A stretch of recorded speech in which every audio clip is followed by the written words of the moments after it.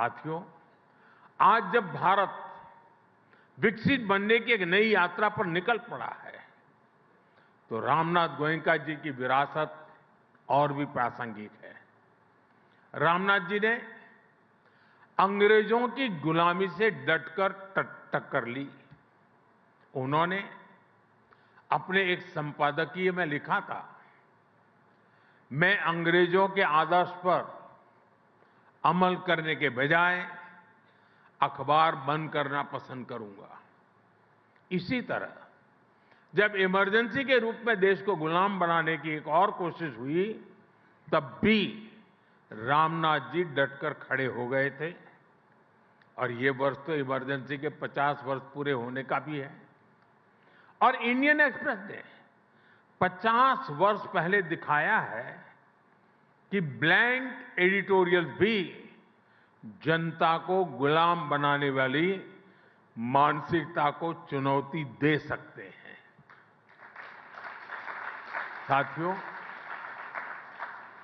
आज आपके इस सम्मानित मंच से मैं गुलामी की मानसिकता से मुक्ति के इस विषय पर भी विस्तार से अपनी बात रखूंगा। लेकिन इसके लिए हमें 190 इयर्स पीछे जाना पड़ेगा। 1857 के स्वतंत्रता संग्राम से भी पहले वो साल था 1835। 1835 में ब्रिटिश सांसद थॉमस बेबिंगटन मैकाले ने भारत को अपनी जड़ों से उखाड़ने के लिए एक बहुत बड़ा अभियान शुरू किया था। उसने ऐलान किया था, मैं ऐसे भारतीय बनाऊंगा, वो दिखने में तो भारतीय होंगे लेकिन मन से अंग्रेज होंगे। और इसके लिए मैकाले ने भारतीय शिक्षा व्यवस्था में आमूलचूल परिवर्तन नहीं बल्कि उसका समूल नाश कर दिया। खुद गांधी जी ने भी कहा था कि भारत की प्राचीन शिक्षा व्यवस्था एक सुंदर वृक्ष थी जिसे जड़ से हटाकर नष्ट कर दिया। साथियों, भारत की शिक्षा व्यवस्था में हमें अपनी संस्कृति पर गर्व करना सिखाया जाता था। भारत की शिक्षा व्यवस्था में पढ़ाई के साथ ही कौशल पर भी उतना ही जोर था। इसलिए मैकाले ने भारत की शिक्षा व्यवस्था की कमर तोड़ने की ठानी और उसमें सफल भी रहा। मैकाले ने यह सुनिश्चित किया कि उस दौर में ब्रिटिश भाषा, ब्रिटिश सोच को ज्यादा मान्यता मिले और उसका खामियाजा भारत ने आने वाली सदियों में उठाया। साथियों, मैकाले ने हमारे आत्मविश्वास को तोड़ दिया, हमारे भीतरहीन भावना का संचार किया। मैकाले ने एक झटके में हजारों वर्षों के हमारे ज्ञान विज्ञान को, हमारी कला संस्कृति को, हमारी पूरी जीवन शैली को ही कूड़ेदान में फेंक दिया था। वहीं पर वो बीज पड़े कि भारतीयों को अगर आगे बढ़ना है, अगर कुछ बड़ा करना है, तो विदेशी तौर तरीकों से ही करना होगा। और ये जो भाव था वो आजादी मिलने के बाद भी और पुख्ता हुआ। हमारी एजुकेशन, हमारी इकोनॉमी, हमारी समाज के एस्पिरेशन सब कुछ विदेशों के साथ जुड़ गई। जो अपना है उस पर गौरव करने का भाव कम होता गया। गांधी जी ने जिस स्वदेशी को आजादी का आधार बनाया था उसको पूछने वाला ही कोई नहीं रहा। हम गवर्नेंस के मॉडल विदेश में खोजने लगे। हम इनोवेशन के लिए विदेश की तरफ देखने लगे। यही मानसिकता रही जिसकी वजह से इंपोर्टेड आइडिया, इंपोर्टेड सामान और सर्विस सभी को श्रेष्ठ मानने की प्रवृत्ति समाज में स्थापित हो गई।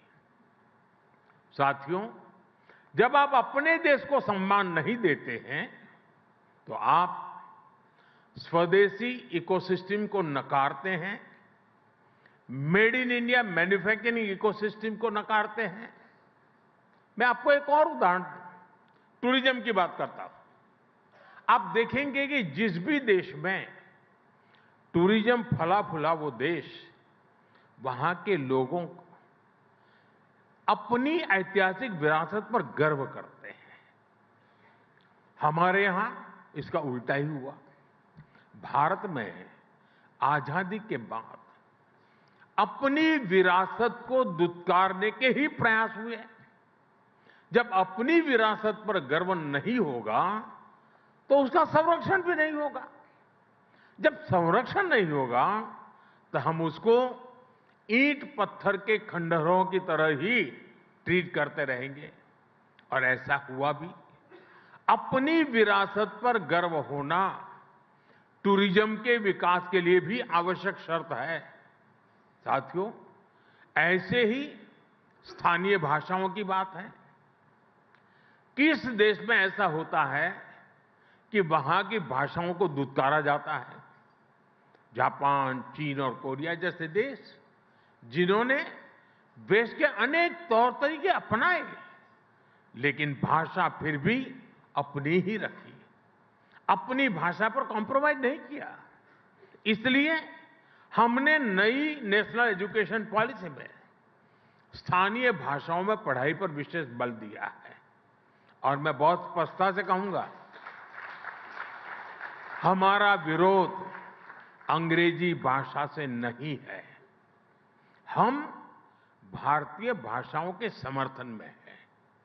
साथियों, मैकाले द्वारा किए गए उस अपराध को 1835 में जो अपराध किया गया, 2035 10 साल के बाद 200 साल हो जाएंगे। और इसलिए आज आपके माध्यम से पूरे देश से एक आह्वान करना चाहता हूं। अगले 10 साल में हमें संकल्प लेकर चलना है कि मैकाले ने भारत को जिस गुलामी की मानसिकता से भर दिया है, उस सोच से मुक्ति पाकर के रहेंगे। 10 साल हमारे पास बड़े महत्वपूर्ण हैं।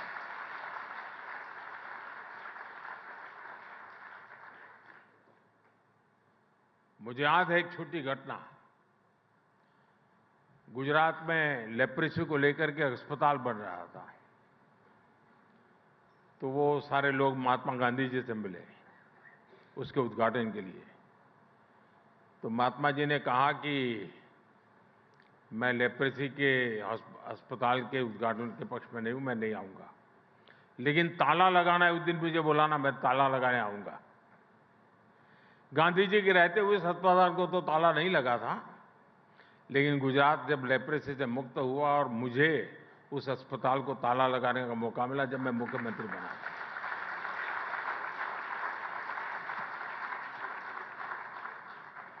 अठारह 1835 से शुरू हुई यात्रा 2035 तक हमें खत्म करके रहना है। जी, गांधी जी का जैसे सपना था कि मैं ताला लगाऊंगा, मेरा भी सपना है कि हम ताला लगाएंगे।